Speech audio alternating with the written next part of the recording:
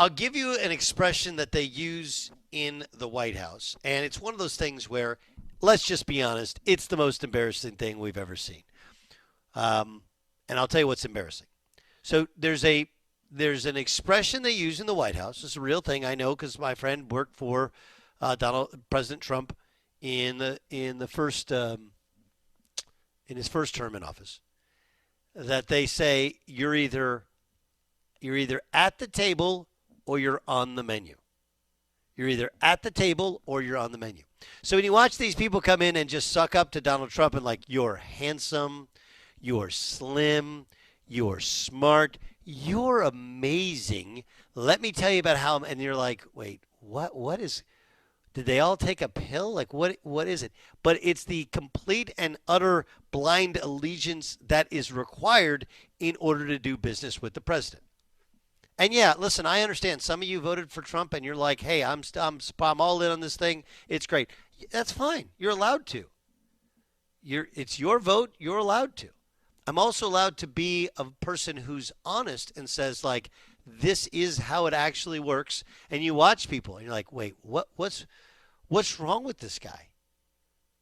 Right? I'm like, again, even our vice president was harshly critical of Donald Trump, and now he's like, you didn't even say thank you. Have you said thank you to the president? Have you? Like, it's crazy over the top. But he's not alone. And by he, I mean Donald Trump is not alone. I think that part is embarrassing.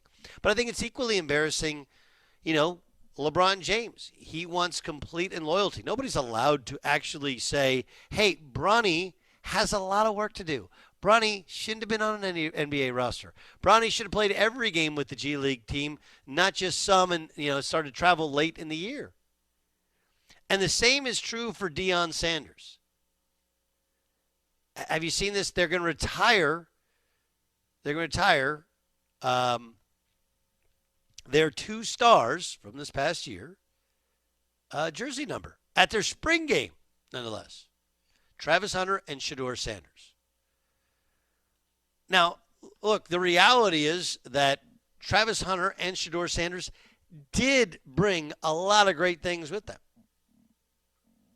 Right? They have brought mostly positive attention to Colorado, as has Deion Sanders. And Travis Hunter winning a Heisman Trophy is huge, and retiring his number is not a crazy thing. Doing it right after he gets done playing, when let's not act like they won 10 games, and then you're retiring Shedeur's number.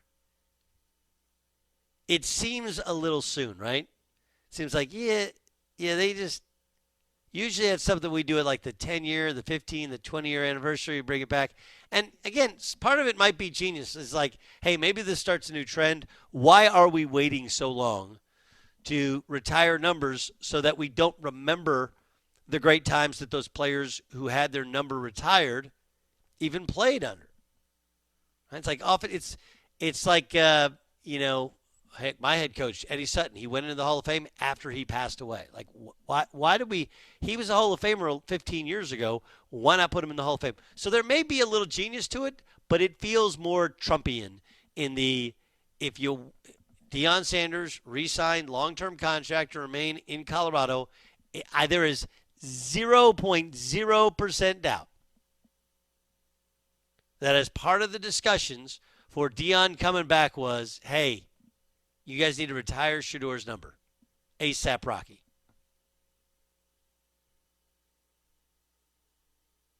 And that is like, wait, you're not coming back unless we retire that number? And look, Colorado is like, we were terrible.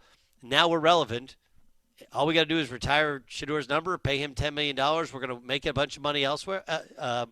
If we have him, done. Easy. Doesn't mean it's the right thing to do. Again, same thing with the president. It's like, does it matter? Not really. You still kind of fight for the bills that you want and whatever. But he literally will cut you off and serve you for dinner. He does it to Republicans, Democrats, people of other countries. It doesn't matter. If you don't kiss his butt, if you're not at the table, you're on the menu. And he's not the only one doing it. LeBron's doing it. Deion's doing it. It is definitely a trend. But like they just got done. Just got done playing football. And they were good. They had a turnaround year after having a bad year the year before. But they didn't win the Big 12. They didn't play in the Big 12 championship. But they're good. But that's not exactly the bar of retiring a number immediately after finishing on the playing field.